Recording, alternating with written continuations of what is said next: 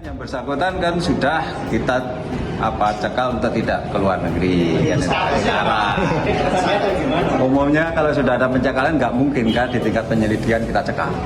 Nah, berarti sudah naik ke penyidikan, ya kan? Sehingga nggak ada upaya paksa di sana. Upaya paksanya apa? Dilakukan penggeledahan dan penyitaan. Sudah kita lakukan kan? Berarti statusnya sudah penyidikan. Itu juga harus diusut dan hukumannya harus berat juga. Kalau sampai itu terjadi jangan diampuni dan jangan boleh ada yang melindungi karena sekarang zaman transparan. Zaman digital, Anda melindungi, Anda akan ketahuan bahwa Anda yang melindungi dan Anda dapat apa. Gitu aja. Pak Presiden pernah menyampaikan di dalam suatu kesempatan, KPK harus tetap memegang peran sentral dalam pemberantasan korupsi. Karena itu KPK harus didukung dengan kewenangan dan kekuatan yang memadai dan harus lebih kuat dibandingkan dengan lembaga-lembaga lain dalam pemberantasan korupsi. Takut melakukan korupsi bukan hanya terbangun atas ketakutan terhadap denda dan terhadap penjara. Takut melakukan korupsi juga bisa didasarkan pada ketakutan kepada sanksi sosial, takut dan malu pada keluarga, pada tetangga, dan kepada Allah Subhanahu wa Ta'ala, pada neraka. Oleh karena itu, saya mengajak seluruh komponen bangsa untuk menjadi bagian penting dari gerakan budaya anti korupsi ini.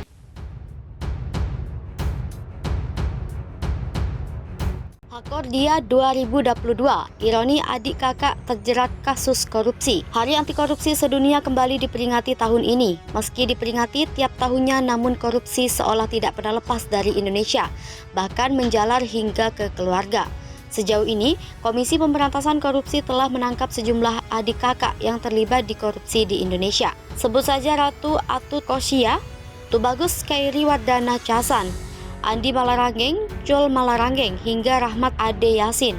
Bahkan terbaru KPK kembali menangkap pejabat yang membuat daftar adik kakak korupsi kian bertambah. Sosok itu adalah Bupati Bangkalan Abdul Latif Imron atau R.A. Latif. R.A. Latif merupakan adik dari Fuad Amin Imron, mantan Bupati Bangkalan. Fuad Amin Imron sendiri adalah narapidana kasus suap dan pencucian uang. Berikut daftar adik kakak yang terlibat korupsi seperti dihimpun kompas.com di Hari Anti Korupsi Sedunia Jumat 9 Desember 2022. 1.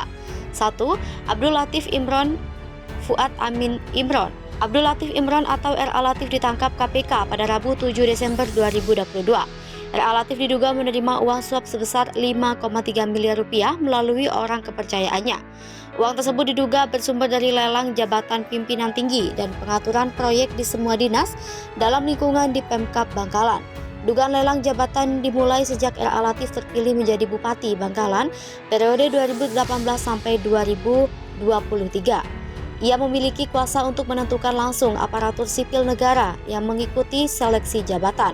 Pemkab Bangkalan membuka seleksi pada jumlah JPT pada 2019 sampai 2022, termasuk dalam hal ini adalah promosi jabatan untuk eselon 3 dan 4. Latif kemudian meminta komitmen fee berupa uang kepada setiap ASN yang ingin lolos seleksi itu. Fuad Amin Imron, mantan Bupati Bangkalan yang menjabat pada periode 2003 sampai 2013, juga dipenjara karena tersandung kasus korupsi.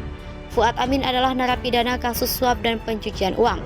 Fuad Amin terbukti menerima suap dari Direktur PT Media Karya Sentosa Antonius Bambang Jatmiko terkait pengurusan izin tambang di Bangkalan, Jawa Timur.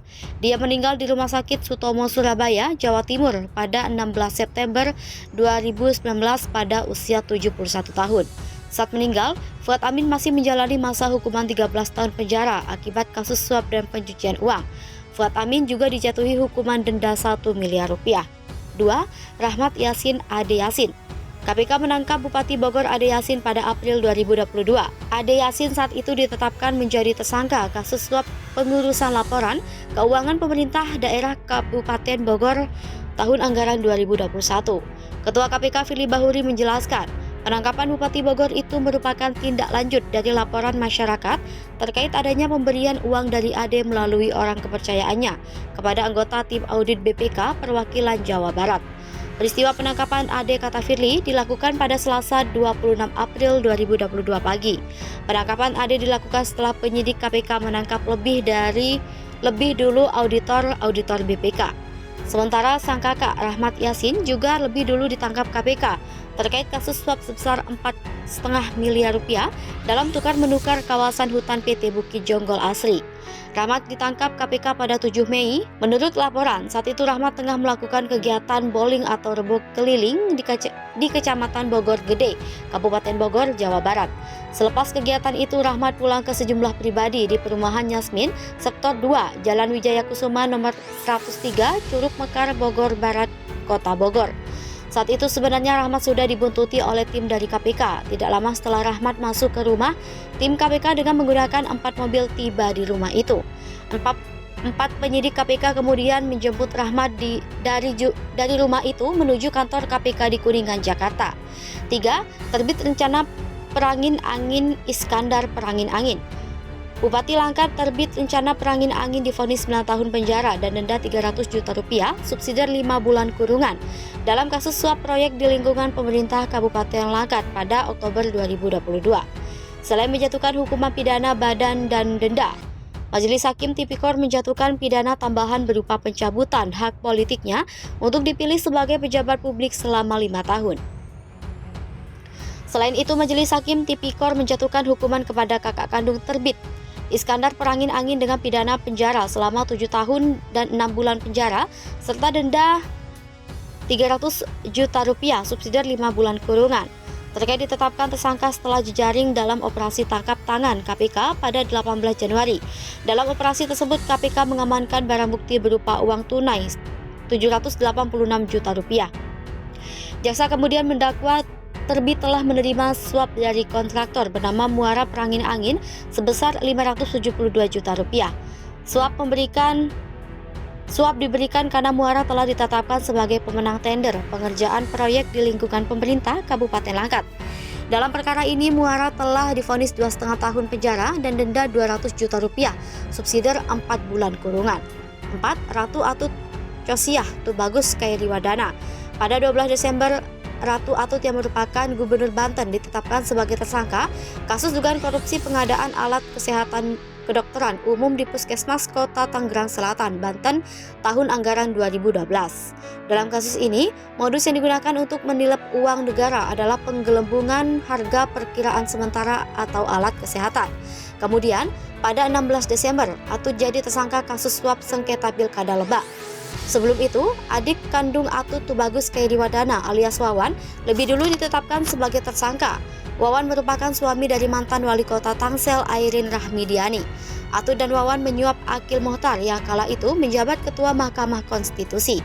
Bersama-sama dengan Atut, Wawan juga menjadi tersangka dalam kasus korupsi pengadaan alat kesehatan di Tangerang Selatan. Atas dugaan kasus ini, KPK menahan Atut sejak 20 Desember 2013.